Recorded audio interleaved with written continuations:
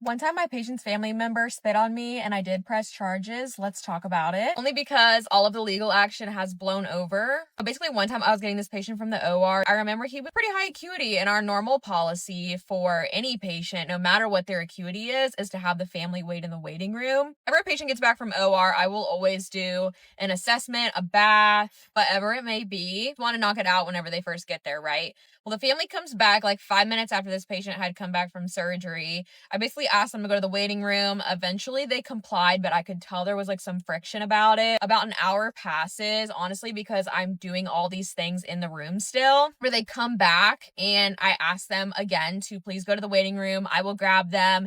They were all right. Like, I could tell tensions were rising because they were like, well, why, if it's that serious, like, we should know what's going on. Why are you taking an hour? I was like, look, this is normal. Like, please go. You're actually slowing me down. You're slowing down patient care. Not even 2 minutes later, one of the patient's family members comes back and stands in the doorway. And I said, will you please go to the waiting room? He said, this is my family member. I said, everybody has family members up here, okay? This is when it escalated, okay? And she basically started putting her finger in my face and getting closer and closer to me.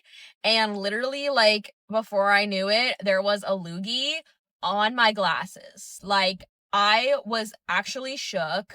She also called me a bitch, and I can't remember exactly how it went down, but I do remember I stayed very professional because one thing about me is you are not going to see me crack. It's a rule of mine. I remember just being in the hallway, trying to look for help. It was empty. It ended up that the police were looking for her in the hospital. They actually detained her. I did decide to press charges. I can't really speak on the process after that, as that is the wild story about me pressing charges on a patient's family member. Unfortunately, not the only time that I have been physically assaulted by a family member, but regardless, that is what we call trauma drama. So yeah.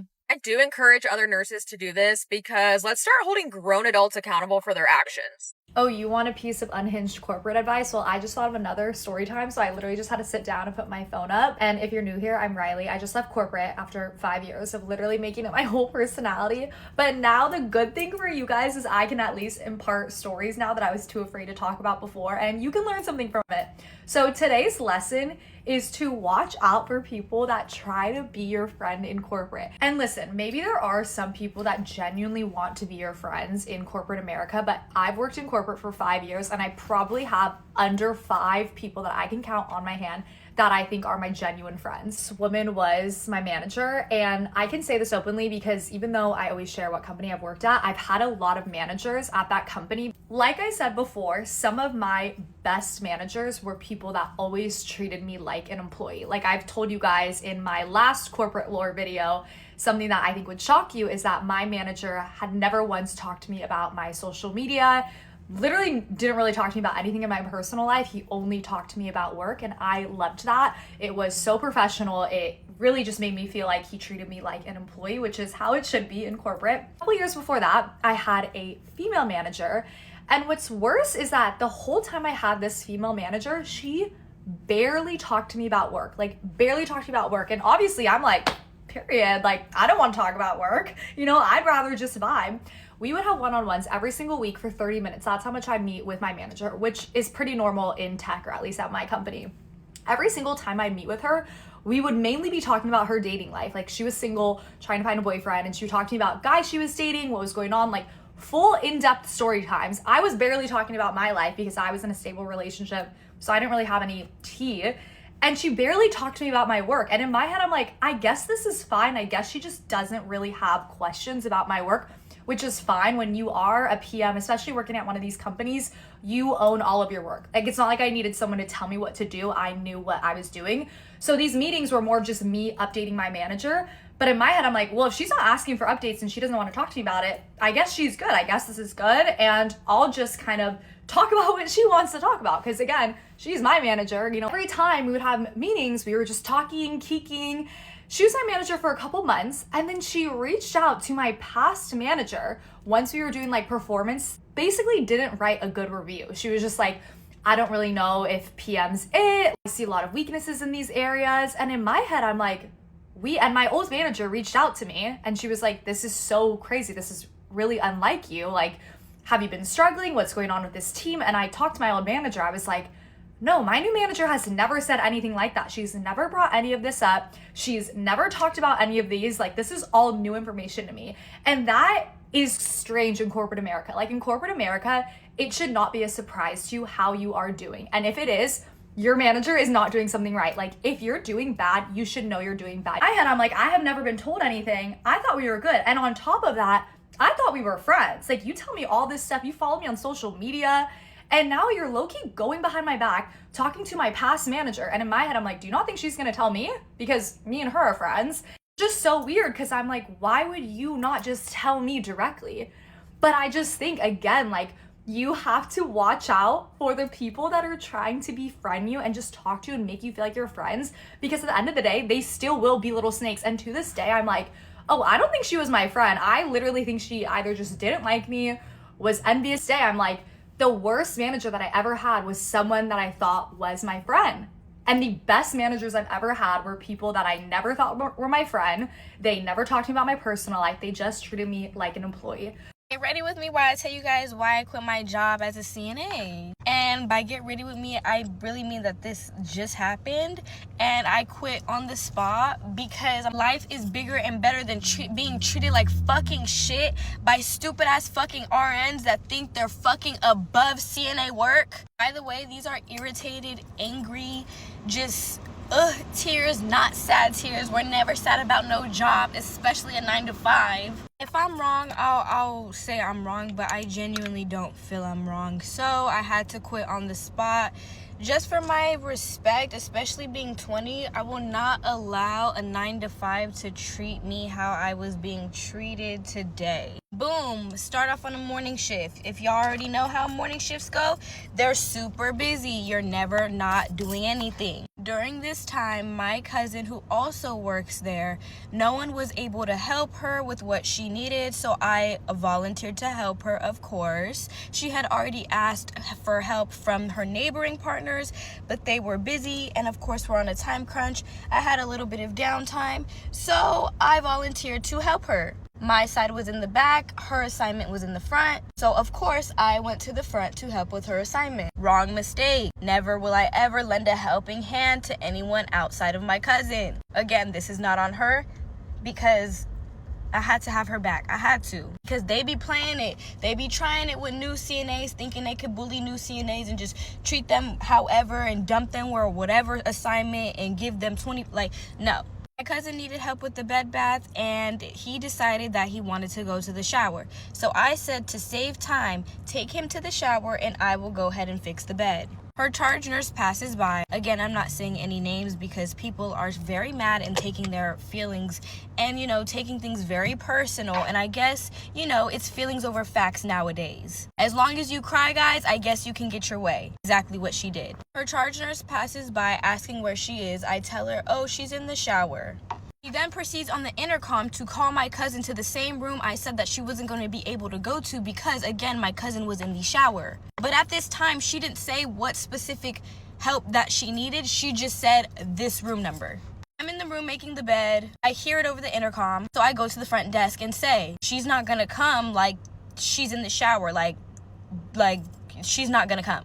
After that, I left it alone. You just needed to have a little bit of supervision. But I thought to myself, if my cousin is in the shower and they keep calling on the intercom for a resident, but my cousin can't hear that, and if the resident gets tired of waiting and the resident tries to get up in the bathroom herself and ends up falling, wouldn't they blame it on my cousin? And I wasn't going for that, so I had to say something. Go to part 2 to hear the rest. Things my young Gen Z coworkers have said to me at work. And trust, they know I'm making this video because I always tell them, oh, that's going in the video. Number one is we were getting close to closing and one of the younger girls comes up to me and another leader and she asked if she could have a 15-minute break before we close so she could do her makeup before the club.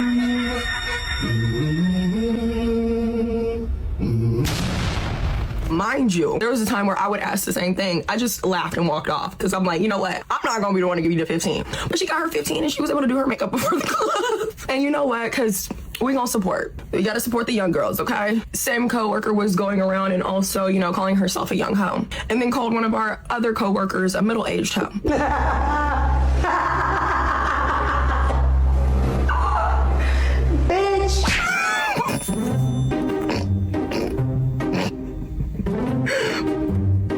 middle-aged hoe. Oh my God, that's so funny to me. There's another, she just one word syllables everything that she wants. Okay, like yesterday, all you heard on the radio was water. That's it, water. And we're like, you know what, girl, go get your water. Go get your water, girl, we already know. I think my personal favorite was saying that I was gonna be 25 next year, and one of them looking at me and going, ooh, shit, you 30, girl. I'm getting frustrated. Wait, nothing funny about that. For real, guys, I constantly, I'm spiraling about that. She's right. I am almost 30.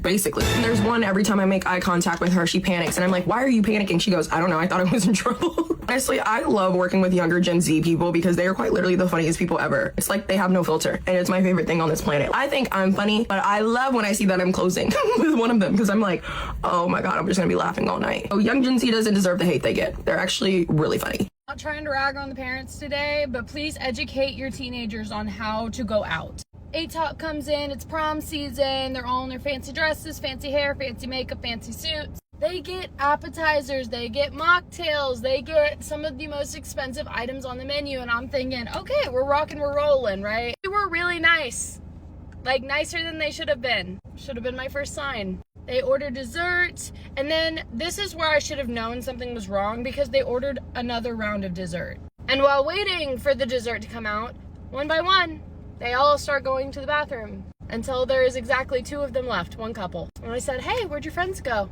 Oh, they just went to the bathroom. I was like, oh, that's so funny because I just came from there and there's not an entire crowd of teenagers in there. They were like, oh, then like they're probably on their way back.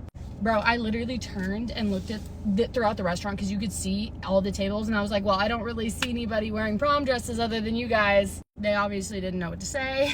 I said, okay, so either we can do it like this. You call your buddies back in here and you have them pay the $400 tab, or I can call the police and we can get your parents down here to explain to them why a bunch of teenagers were about to dine and dash. We had to call the police. Apparently they had all come in like one car or like 2 cars or something. And so they had been waiting to leave for the other 2 in the parking lot. So they were all still at the crime scene. Police were called, parents were called soon after. Prom was canceled for at least 6 of them. I was nosy, I overheard a lot of it. Let's just say those parents made sure that that tip was fat. Hi divas, my name's Kelly. I'm a server in a restaurant, and you know what? Before I was a server in a restaurant, you want to know what I was? A barista. And let me be very clear, if you think my serving story times are insane, the coffee crowd is a whole other level. Let me just break this down to y'all, right? When you're a barista, you are quite literally dealing with people when they are withdrawing from their addiction. No, not only a caffeine addiction, but a sugar addiction and a habit addiction as well. Not only that, you're seeing people at the worst possible time in the day when they are waking up and going to work and already upset that they have to go to work. Yeah, I have a lot of serving story times, but I worked in the coffee industry in multiple states for 5 years. I'm sitting on a lot of stories. So let's talk about the time a man called me in front of his 9-year-old son because I asked him to not scream and curse out my employees. Let's set the scene. So I was managing a shop in Oregon at the time, and this wasn't a super busy shop. It was also rainy season in Oregon, which if you know anything about seasons in Oregon, when it's rainy, people just don't want to be outside. The seasonal depression is very real. So also pair that with withdrawing from both sugar and from caffeine. I had been managing this stand for a while, and there was a lot that I saw. I had broken up fights. One time someone dropped a bag of 30 used, I don't even know what word I can replace it with. But yeah, 30 different items just scattered throughout the parking lot. No PPE, had to pick it up myself. So strange things weren't really that strange. This one day I was coming by the shop after doing a product run, and I noticed one of my employees was visibly upset. And yeah, I don't mess around with that. Park my car, go up, I say, oh my gosh, are you okay? What's going on? And she says that one of our morning regulars just screamed at her. And I'm like, okay, it's okay, calm down. I can definitely check the cameras. I know exactly who you're talking about, but I just need to know what happened. Gave her a few minutes, she had some water, chilled out. Came back and I was like, okay, so what happened? And apparently this guy had been trying to scan his app. You know what I'm talking about. You know how drive-through places have rewards apps where you can get points and it'll eventually lead to like a free something or a buy one, get one offer. And my company had recently switched rewards programs. So there were a lot of issues from the customer's end. Something everyone was aware of, not something anyone could fix. We had IT working on it nonstop. And apparently no matter how how she tried to locate his rewards in our system. They're scanning the app, they're typing in his number, they're typing in his first and last name. He just wasn't showing up, and he was pissed about it. I ended up checking the cameras and listening to the audio, and this man was just cursing out this girl straight up. Absolutely berating her in the middle of a drive-through line. Mind you, while there are other people and other customers outside. How disrespectful. And the entire time on the video, she's so nice. She's like, I'm so sorry. Like, I can't do anything. I can call my manager for you. And he continues to scream at her on camera. Mind you, I have the evidence on camera for about 2 more minutes. I look at her, I say, don't worry, I'm gonna have a conversation with him tomorrow morning because I know he's gonna come by like clockwork. Next morning rolls around, it's a Sunday morning, and this area was very, very slow on Sunday morning. So it was just me and my trainee. This poor sweet girl, around 7 a.m. rolls up, and I know he's about to come through the drive-thru, and so I look at her and I go, hey, can you roll some quarters for me? And this store was smaller than a New York City studio apartment, okay? When I say go roll quarters, she could clearly see the drive-thru window. There was simply nowhere else to go other than outside in the pouring rain at 7 in the morning, which I'm not gonna make the girl do, but I don't want her in the line of fire. He ends up pulling up, and I already have his drink ready because I know I need to have this conversation with him. What does he get to drink, you might ask? He would come by every single morning and get a large ice, 8 times extra sweet white mocha with 4 extra shots. Our white mochas were made with chocolate milk, so that is 9 ounces of just straight syrup and chocolate milk, and a concerning amount of espresso. Whatever, had it ready for him. He pulls up to the window and I go, hey, so-and-so, just wanted to chat with you about something. And mind you, this guy always came by in the mornings on the way to drop his son off to school, so he always had his 9-year-olds in the passenger side. I didn't want to start any problems. I just wanted to ask him to respect the employee. And immediately, he is ready to go. Right off the rip, he's like, oh, is it about your employee from yesterday?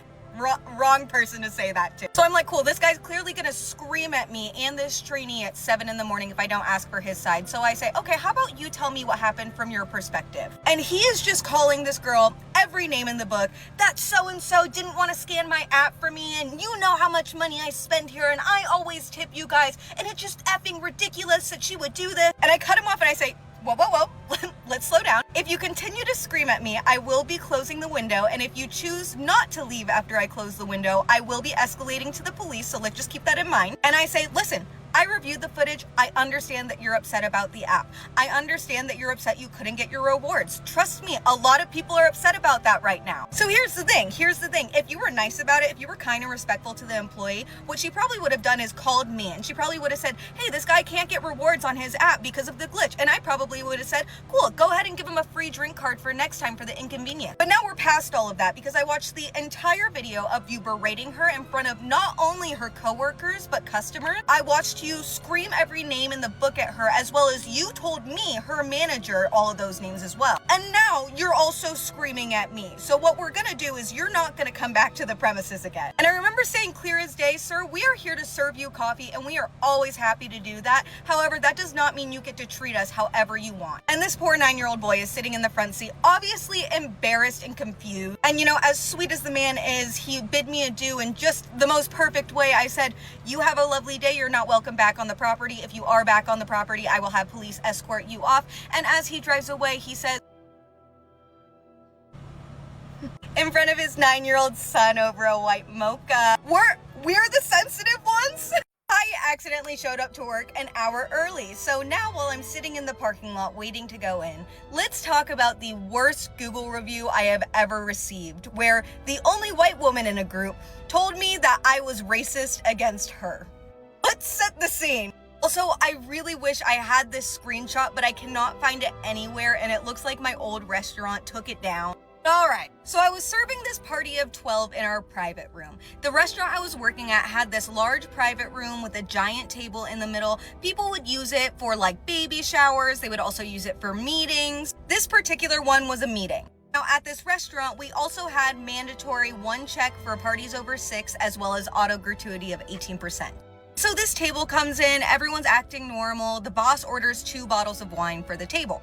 Now each bottle of wine, standard size, holds about just barely 5 glasses of wine. So we're talking 10 glasses split between 12 people. These people were getting small pours as I went around the table and poured it. Obviously, when I get to the last person, it's a little bit less than everyone else's. Minuscule amount, a minuscule. So at this point, as I'm pouring, the boss starts talking. They're launching into the meeting. And so I see myself out, I close the doors. The thing about parties like that is you kind of just have to leave them alone and wait for them to need something from you. From my experience in the past, business owners or whoever's holding the meeting normally prefers that. So I let them sit in there for about 10-ish minutes, okay? The doors close, it's quiet in the room, you can tell they're still mid-meeting. And all of a sudden, the woman that I just poured wine for, the shorter pour, comes out. She walks directly up to me and she goes, "Excuse me, where's the next bottle of wine? It's not an all-you-can-drink buffet, babe. You have to order it." And I say, "Oh, sorry, I didn't realize you had ordered another bottle. Let me just go check with the person who's paying the check. I'm not letting you slide anything on there and then blame it on me." So I walk in and I feel so bad because they are mid-meeting. And I walk up to the host of the party and I'm like, "Hey, super quick." Mind you, everyone else still has more than enough wine left and hers is completely empty. He was so nice about it. He didn't mind that I interrupted him. I was just like, "Hey, did you order another bottle of wine? I apologize if I didn't hear it." And he was like, "No, but who's asking?" And at this point, the woman had come back in and he kind of gives me a knowing look. He ends up saying, "Yeah, that's fine. You can just pour her a glass and leave it on the table and then we'll divvy it up." No problem. I leave. I do exactly what he said. I pour her a glass. I leave the rest of the bottle on the table. At this point, she's had more wine than everyone in the room. So at this point, appetizers and snacks are on their table. They have another bottle of wine and they're fully launched in this meeting. So I close the doors again and I go about my other tables. And guess what? The doors open and guess who steps through? She storms up to me and she says, "I don't understand why you keep short pouring me." Babe, I quite literally cannot short pour you because you're buying the whole damn bottle. Once the bottle is empty, surprise, it's done. It's done. You have to order another bottle. I don't know how else to explain this to you. She says, "Well, they all got another glass before I could get one." I don't know if this woman wanted me to stand in the corner of the room the entire time they were there and just walk up to the table and keep pouring splashes of wine every time someone took a sip, but I guess that's what she expected. I'm sorry, I don't want to sit in on a meeting about shareholder value. That's my bad. So she's like, "Well, can I just order another bottle and I'll take it from you?" And I go, "Well, I'm gonna have to check with the boss again." And she's like, "No, I'll just pay for it." And I'm like, "Okay, fine, but I have to pour it for you." At this point, I'm not letting you loose to run amok in the restaurant with a bottle of wine in your arsenal. She orders the Muscat, which is a very low ABV, like 6%. And I'm also assuming that she's still gonna share with some people. She goes to sit down, I go over, I pour her the wine. Turns out she drinks the entire bottle while the meeting is taking place. No one else ordered any other wine. She didn't tip me on the bottle of wine that she came up and requested. And then when I dropped the check for the head of the table, you know, the one that was paying for it, and she looked over and saw that there was an 18% auto gratuity, she came out and requested to have the auto gratuity taken off, even though she wasn't the one paying. This guy was great. He was like, "No, we're absolutely not doing that." He ended up tipping me, I think, 25% because I think he knows. He knew she's a problem. Whatever, they leave, I get off shift. The next morning I wake up and I have a strange feeling that I should check the reviews. This was a newer restaurant, so there were like 5 reviews up at the time, and getting positive ones was a really big deal. Lo and behold, what do I see? I see paragraphs with my name mentioned multiple times. This woman said that I went to every other person at the table and served them wine and completely skipped her because I was racist against her.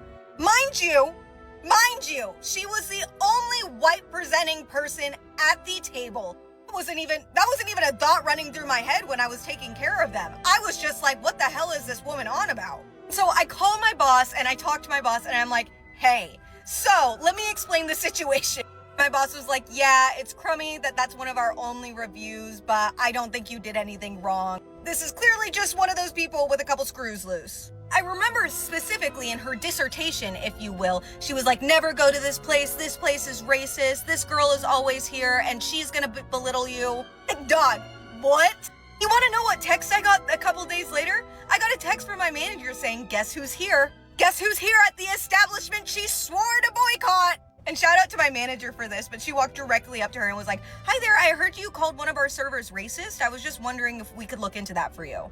Apparently, according to my manager at the time, this woman completely faltered, did not know what to say. "Oh, well, like, I didn't mean, and like, it was just a bad experience, and like, that's not what I meant when I posted that." And to this day, that is the only negative review ever left about me at a restaurant. Hi divas, my name's Kelly. I'm a server in a restaurant. I've been serving and bartending in restaurants for years, and every once in a while you'll have one of those shifts that truly just shows you the duality of man. Let's talk about my shift where I had one of the worst tables ever and one of the best tables ever, i.e. tonight. And this one's fresh off the press for you. I just got home. I go in tonight and it's slow. It's gonna be slow the entire night. Why? Because it's 100 degrees in Arizona and no one wants to leave their house. I'm chilling for the first hour. I don't think I have a table for 45 minutes. I'm having a good goofy time with my coworkers. Start getting my section, and one of the first tables in my section was a 6-top. It was for a birthday. Now, originally, all seemed well with this 6-top. There were only 4 of them there to start. They didn't want anything before the other 2 showed up. I was thinking, oh, great, this is a low maintenance table. Do you want to take a guess whether or not they were actually a low maintenance table?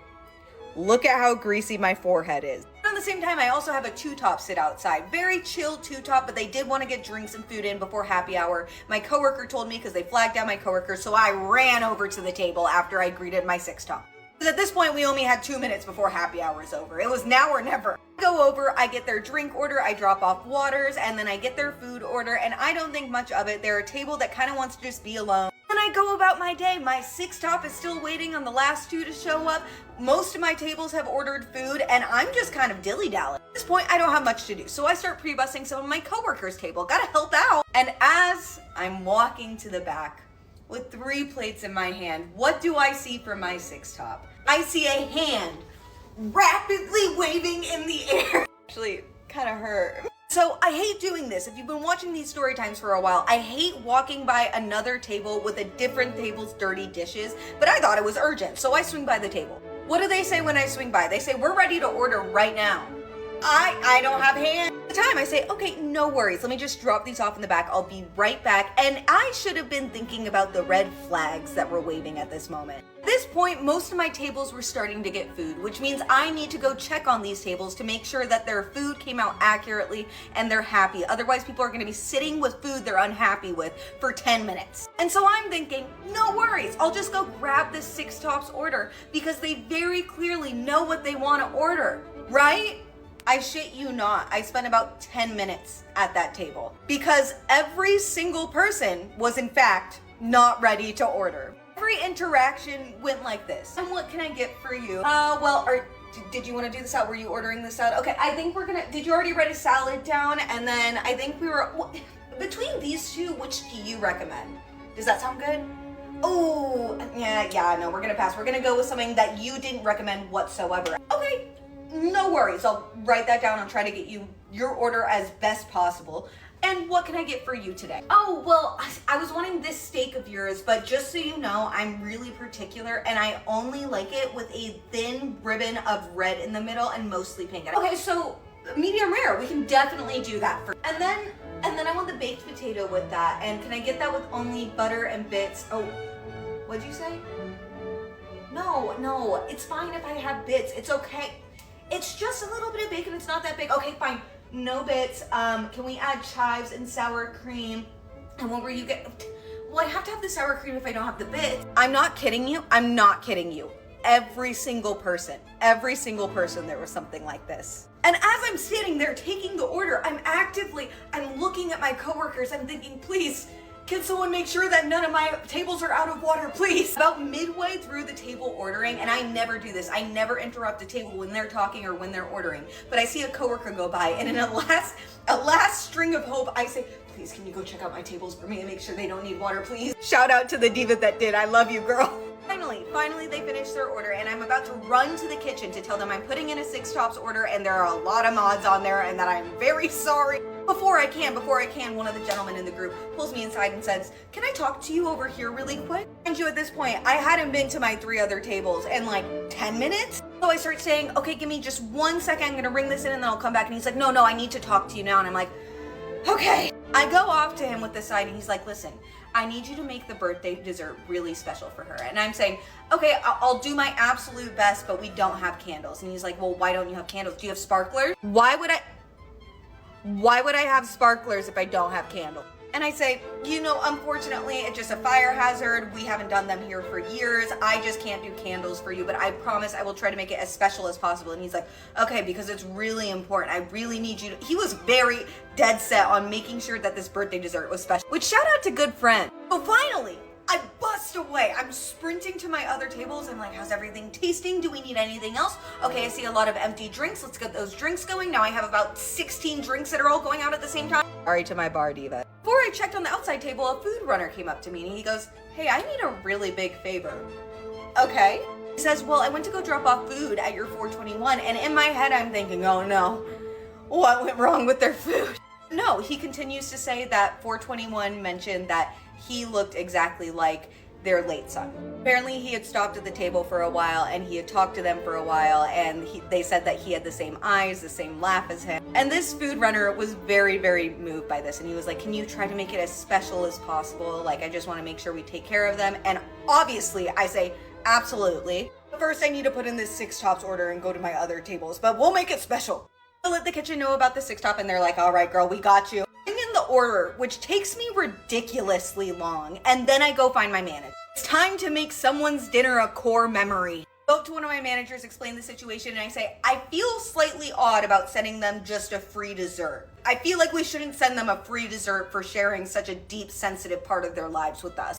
He's like, okay, give me 1 second. Let me talk to the other manager. He talks to the other manager. I find another manager, my bar manager. At this point, we are all concocting some sort of plan. And the food runner comes up to me, and you want to know what he says? He says, can I please just pay for their meal? I was like, no, you don't have to do that. I'll split it with you. I'm sure we can come up with something. And he was like, no, I just really want to pay for their meal. It's so nice. Manager ends up staff discounting everything, and he does end up paying for it. I go back up to my outside table and I say, hey folks, just want to let you know, I know you and this food runner ended up chatting about a couple things, and he has decided to pay for your meal for you. And they were like, no, we didn't mean. And I'm like, no, don't worry about it. Don't you worry. He's going to get tipped out very, very well tonight. But he just wanted to make sure you guys were taken care of tonight and wanted to make your night special. And these people were so appreciative.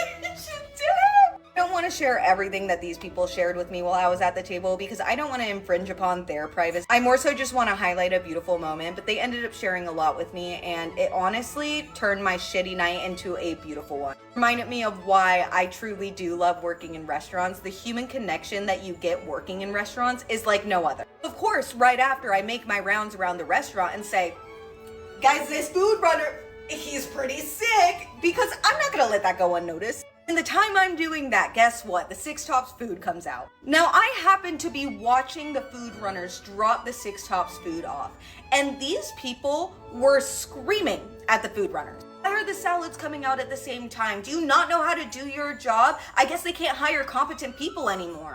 If I see anyone speaking to anyone that works in a restaurant that way, go up to the table, I grab the plate that the food runner's holding, and I say, excuse me, what seems to be the issue? Because I fear there's no reason to be screaming at 2 food runners. They go, well, the salads came out at the same time as the entrees, and you would think that food runner, like, all they have to do is get food to a table. It's kind of ridiculous. And I go, wait. Remember when I asked if you want the salads out at the same time as the entrees, and you said yes?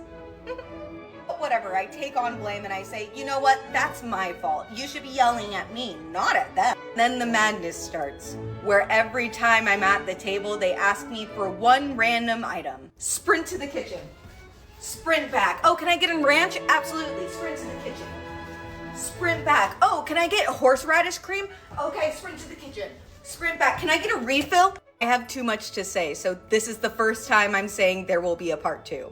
I quit my job and my boss acted completely insane about it. Story time. I was 18 and this was only my second job ever. I was attending community college, but I also needed a job to pay the bills. My ex and I had an apartment together, and even though he worked full-time and paid most of the bills, we still heavily relied on my income in order to, eat. So I applied at my local grocery store, and they ended up hiring me as a waitress. So I was working at this cafe that was inside of a grocery store. No, they were not humble about it. They were convinced that they were fine dining, but that's a whole nother story time. And if you can guess which grocery store it is, drop it in the comments. This job was really bringing me more stress than it was worth, because I was constantly dealing with either not having enough hours or not being given tables. As a waitress, we got paid the least out of anybody in the grocery store because, of course, we got tips. But some days they would decide to not give me any tables and have me like bussing. Mind you, we had people whose entire job it was to be bussers and they were paid way more money. So I would tell them, if you want me to have a different position, that's fine, but I need to be compensated for it. I would put in applications for other positions around the store and nothing would ever come of it. So several months go by. It's a constant struggle, but I have hope that I'll get better at being a waitress and then hopefully get better hours and better tables. So now it's springtime and finals week is coming up at school. So I decided to let my manager know, hey, I want minimal hours for the next couple weeks so I can study. Shouldn't be a problem because I don't get enough hours as it is, right? So I let her know, cool, whatever. Now, just to be clear, this manager, she was like the big manager, right? She wasn't usually working on the floor with us. She'd be like upstairs in an office. And also she was like in her 40s, okay? Like this was not some like catty thing between us or anything, right? Like I barely knew her, barely ever saw her. She's like a mom.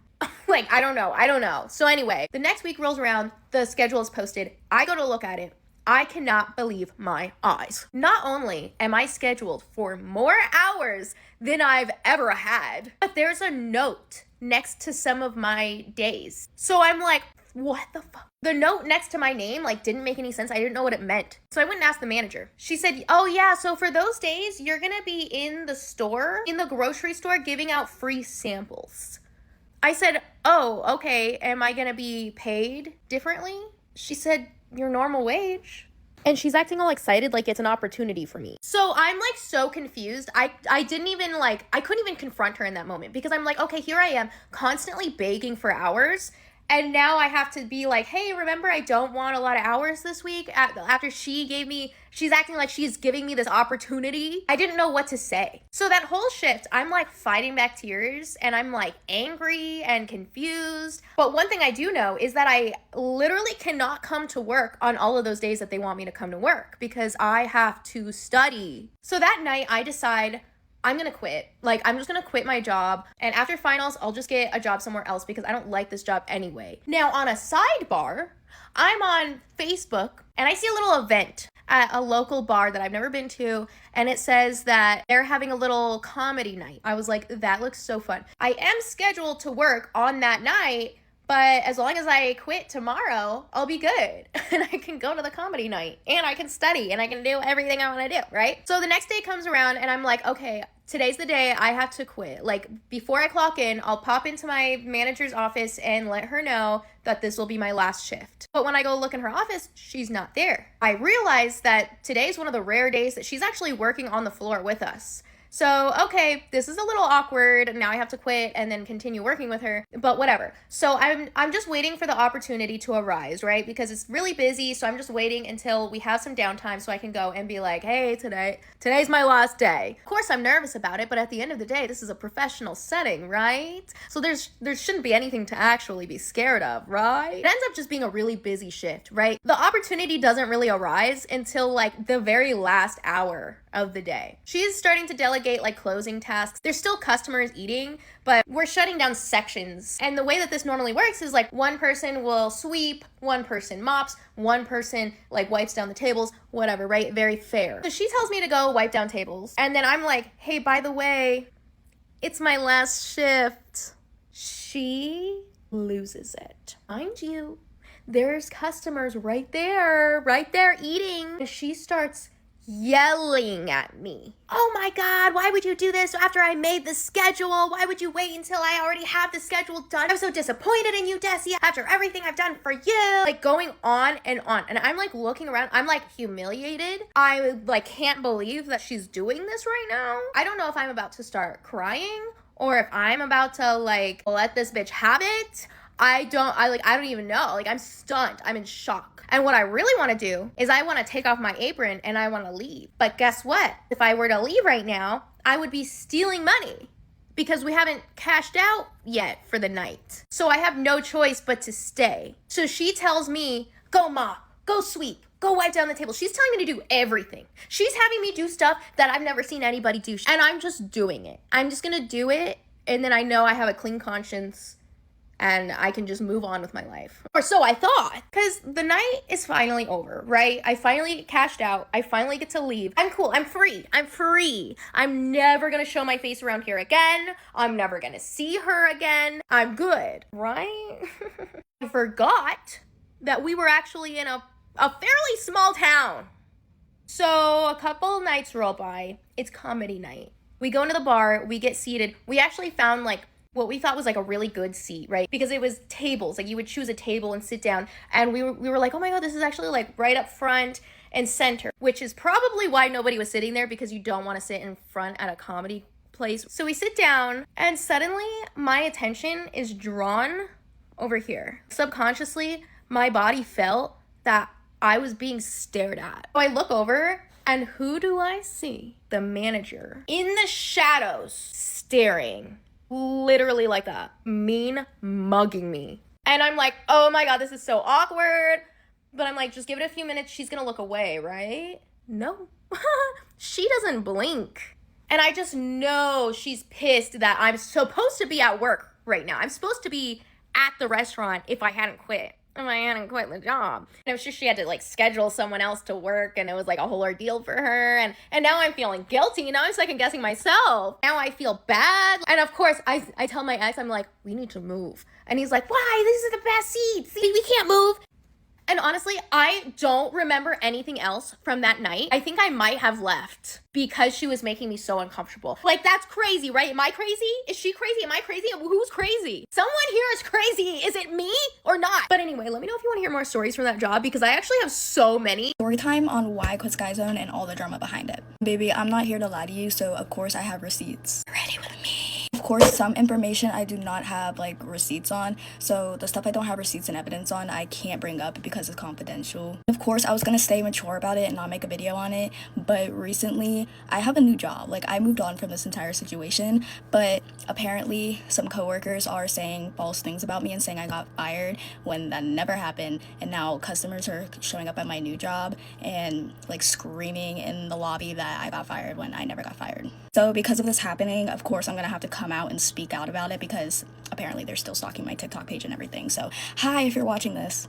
So let's start on the backstory about when I started my job and everything. I worked there for about 8 months, started in the summertime, ended in February. We had managers come and go, and recently when I left, it was a new manager, and I never spoke to this manager, not one time. Long story short, I texted my co-manager. I don't even know what to call her at this point, because she wasn't a manager, but she was literally the only high rank at the store because we did not have a manager at the time. So I spoke to her about my schedule because I said I couldn't work a certain day, and she texted back. She said, oh, okay, I'll talk to— I said the person's name here. I can't say names, so sorry. Who never showed up to the Sky Zone. Like, she had a separate Sky Zone that she was managing, so she couldn't really show up to our Sky Zone at the time. A few days go by, and I look at my work day. I'm completely cut off the schedule after saying that I needed my schedule changed. I was like, oh, okay, no big deal. I'm gonna wait a few more days. Maybe they're just fixing it. But of course, no, they did not fix it. It's been like a week, 2 weeks after, and I was still waiting. And I checked in with the girl I texted about it originally, and she was like, oh, well, you just got kicked off the schedule. So then I started texting around, asking my other coworkers if they just got kicked off the schedule. All of them, of course, said no. So then I texted the new manager that I never even met in person, and she never got back to me. By the way, I have receipts, and all of this is going to be on the screen as I edit. By the way, I only got her number because I know someone that was working at the other Sky Zone and actually had this person as their real manager. So then I finally sent that message in to the main manager who was making the schedule. I was very confused. I thought she was just fixing my schedule, but obviously it never got fixed. And after that, I put my 2 weeks in, and I do have proof of that, so they can't even sit here and say they fired me when I literally put a 2 weeks in. I also want to bring up, why is my face still on Sky Zone's TikTok page if I got fired? That makes no sense. If I did something wrong and I got fired, why would you want that person up on your page still? There's still 2 videos up on me. And everyone that's gonna assume that it's corporate supervised, no, it's not. Literally, a normal team member has access to that page because I've witnessed them log on to it and delete videos and revise videos, post videos, etc. The entire time I've been there, I've never had a straight-on complaint about me to my face, and I've never had a bad complaint about me on the website. I've had good compliments on the website, which I have reviews of. I have evidence of that. And I also have evidence of a customer witnessing me being mistreated on the job. You guys can read the comment for yourself, and I know that when people refer to the girl, it's literally only me because I was the only like female court monitor on courts. Yeah, again, this originally wasn't supposed to be like me trying to like slander anyone, because I moved on completely. Like, I have a new job, I'm getting paid way more than I got paid as Sky Zone, and the hours are way better.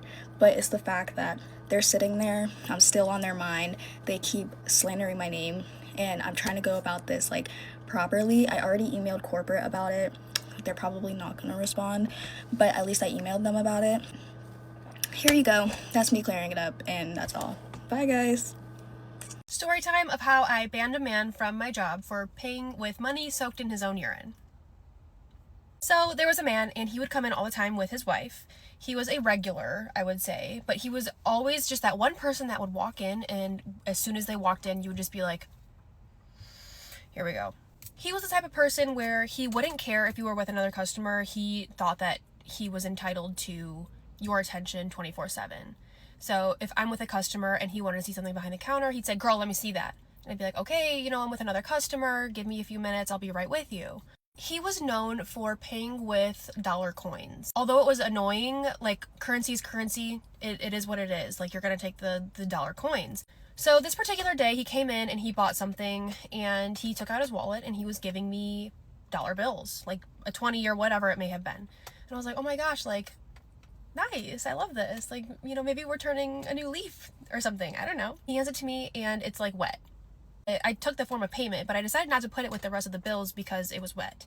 So I put it underneath the register so it could dry before I put it with the other bills. And as I stood up to go get his change, the smell of urine slapped me in the face. I immediately knew, okay, this man either pissed on this exact bill, or he like dropped his wallet in the toilet or something. I don't know. I try to be the bigger person, and I just kind of like compose myself. I give him his change back, and I start to walk away to go wash my hands in the bathroom.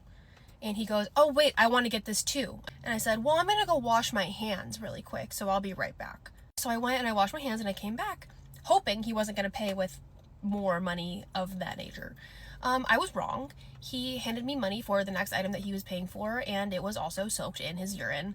And I asked him, I said, do you have anything else that you could pay with? Like, I just don't feel comfortable taking this. Like, this just doesn't seem right. And he's like, it's not my fault, it's wet. I was like, okay, maybe it's not, but like, you still are choosing to pay with it. That feels disrespectful. And he's like, you take this, you take this. And so I did take it, because I'm like, you know what? I don't even know like the laws. I don't know if I'm able to deny money based off of that. So I took it and I just put it with the other bill underneath the register to finish drying. And I gave him his change back. And in his change, it included a dollar bill. And I gave him the dollar bill, and it had a rip in it, but not on purpose. It was just the next bill. Like, I just took the bill out and I was like, here you go. Like, there's your change. Whatever. Bye. This man had the audacity to take the bill and hold it in my face and say, girl, give me a different dollar bill. This one has a rip in it. It's like, you're kidding, right? And he's like, no, do you see the rip? I said, oh, I know there's a rip in it, but you just gave me money soaked in urine, and you're demanding a dollar bill that doesn't have a little tear in it. He's like, I don't care, give me a different dollar bill. I said, no, I'm not giving you a different dollar bill. How about you give me money that's not soaked in your piss? And he gets all mad and up in arms and all this stuff, and his wife is still shopping around. I go to the back, I call my boss, and I tell him the situation. I'm like, I'm pissed off. Literally pissed off. But I'm pissed off. This is happening, and it's the same dude that brings us, like, my boss knows the person too. This is the same dude that brings us the friggin' dollar coins. What do I do? And he's like, ban him. That's disgusting. You shouldn't have to do that. So I go up, and I'm like, hi. So you're not going to be able to come back here anymore because you disrespected me in ways that nobody should be disrespected. I should not have to ever touch that, ever. He's like, well, I'm not coming back here anyway, and F this place, and F you, and F this dollar bill that you gave me with a rip in it, blah, blah, blah, blah, blah. Walks out. You'd think that would be the end of the story. And it is, kind of. But if I could tell you the amount of times that this man has come in and asked to talk to me to see if he could be unbanned, and or tries walking in just hoping that I don't notice or I'm not there, all the time. All the time. And everybody knows him. He's not coming back. He's never going to be back. His wife is welcome to come in and shop. She's very sweet. He's never coming back. So on Tuesdays at work, Activities does trivia with the residents, right? Starts off super innocent. What's the tallest animal in the world? The giraffe. How many Olympic rings? 5. Then she asks, what is the largest external organ? And a woman screams out, the dick. What? And she said, let's keep it PG. Definitely not that. Guys, I got fired yesterday. So I wasn't actually going to talk about this, but I really just like don't care anymore. I'm just gonna give you a quick little story time on what the fuck happened. Basically, if you don't know, I was a server at Olive Garden. I worked there for like 9 months. I absolutely loved my job. I said it on here all the time that I loved working there. I looked forward to going into work. Everybody knows that I loved my job and it was like genuinely the best job that I've had. Basically, I walk into work yesterday and I'm thinking it's gonna be a normal day. I was scheduled to close that day, so I was gonna be there for like 5 hours. I get talked to by the manager and then she goes, oh, like, can you like come talk to me like over here? And I was like, sure. Mind you, this is my first day back since spring break, so I haven't worked in over a week, so I thought she was just gonna give me like a little bit of a rundown. Basically, she sits me down and she goes, do you post on social media? And I was like, yeah, I do. And she's like, do you post about Olive Garden ever? And I was like, I mean, I have. Like, I do server vlogs sometimes. Literally thinking nothing of it. And then she asks me if I've ever recorded inside the restaurant, and I was just like, yeah. Like, it's a public space, like, yeah, I have. She's sitting there telling me that she's seen my server rants and me talking about the customers and the fact that I make no money and blah, blah, blah, blah, blah. And I'm just sitting there thinking like, okay, like, fuck that gotta do with me. I don't really understand. She's just sitting there telling me that it's super against policy to talk about the customers and record inside the restaurant. And I totally get that. I was being super professional about it. I was just like, yeah, I understand like why I'm in the wrong. I just didn't think too much of it because I see server rants all the time. Like thousands and thousands of people post server rants all the time. Like, didn't think I would get fucking fired for it. She hands me this piece of paper and it was a bunch of questions and I have to answer them and then hand it to corporate and then see if corporate will like take me back as a server. As I'm like filling these questions out, she was like, it's honestly not looking good though because like I did do like all the wrong things. Meanwhile, my wrong things were recording inside the restaurant, talking about the customers and like posting about it, and yeah, I guess, I don't know. But basically she said it wasn't looking good, so she hands me this resign form to say like that I can resign from it so it doesn't say like I got fired, you know? So I was like, yeah, I'll just resign. Like, it's a teenage job, it's really not that deep. I did indeed cry when I was signing it because I love my job and like obviously didn't want to leave. Now it's the fact that I am actually unemployed. That's a very scary thought because I have not been unemployed since I was like 15 years old. But it's also the fact that it just caught me so off guard. Like, I literally walked in with my apron on, ready to work, and then I walked out 30 minutes later bawling. I'm just trying to think of it as like a blessing in disguise. Maybe I'll make more money at my other job. Maybe I'll like meet my new friends. If you are a server, this is your sign to not post server rants or you talking badly about any customers, or like don't post anything about your job because this is where it got me. If you guys just want to like follow me, comment down below, share my post so then I don't have to work again, that would be amazing. But meanwhile, I need to clock the fuck in and start making bank. I need some opinions, and what I do when I need some opinions is I come to the internet, because honestly everyone on here is ruthless as fuck and I need some ruthlessness. Let me set the stage. This is a story time. Let me set the stage. Several years ago I worked for this company. I worked for this company for several years. I was devoted to this company, okay? I loved working at this company. While working at this company, our CEO was friendly. That's what we're gonna say. He was friendly, and sometimes to the point where it was like a little uncomfortable how friendly he was. And that's like, you know, par for the course when you're working in a corporate position for the higher level executives to be friendly. And I had a female boss. My boss, my direct, was a female, and a female that I looked up to really greatly. And I thought, based on how she talked and how she was, that, you know, she was a girl's girl, but like, my boss, who is extra friendly, does some things that are a little bit too friendly for me, and I got a little bit uncomfortable. I took action on my own end, and I told my boss, who is this female boss babe, told this female boss babe, hey, these things made me a little bit uncomfortable. This is what I, like, it's all good, but like these things made me uncomfortable. I'm just like, whatever, setting the boundary.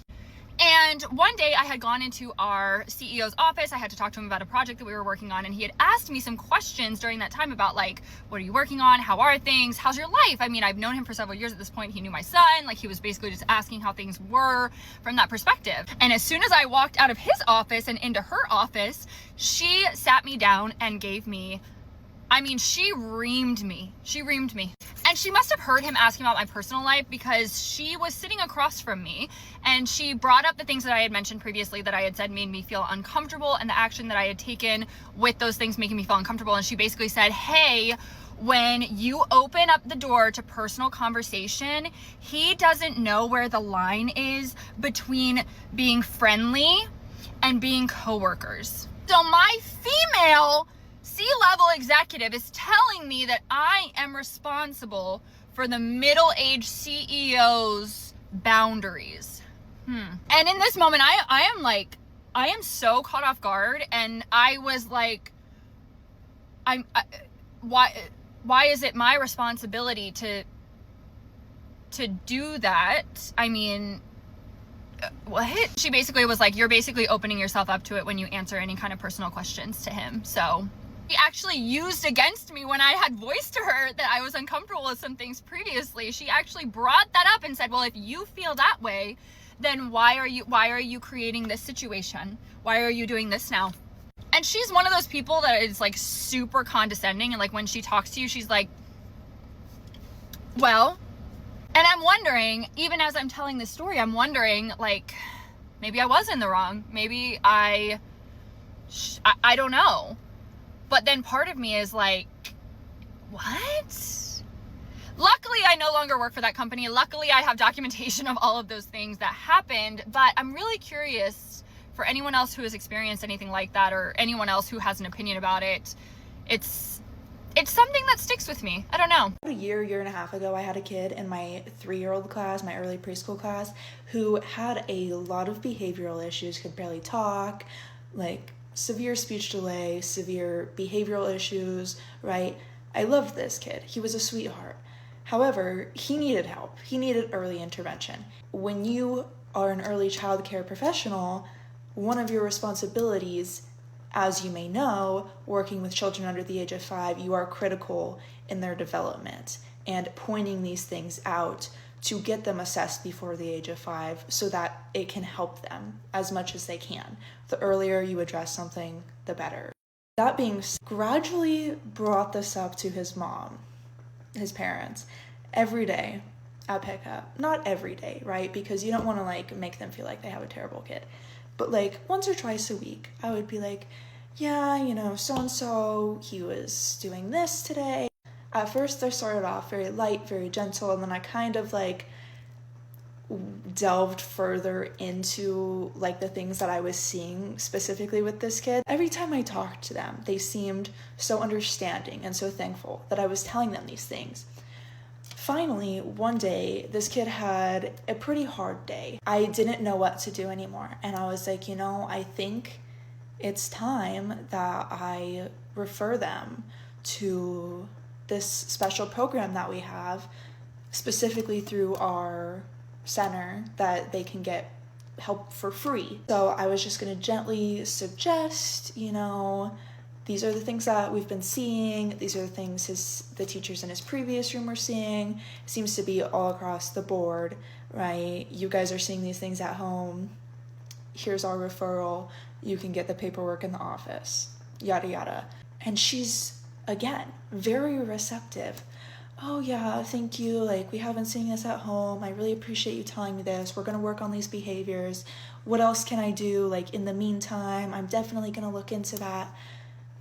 So nice, so receptive, seems so understanding. The conversation seemed like it went amazing. I personally thought it couldn't have gone any better, because when you're telling a parent that their child needs extra help, or in their eyes that something's wrong with their kid, it can go wrong a lot of the time, and they can get highly offended or argumentative or defensive, right?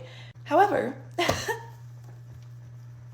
the next morning, she sends an email to my director, to my boss, long essay, book, chapter book.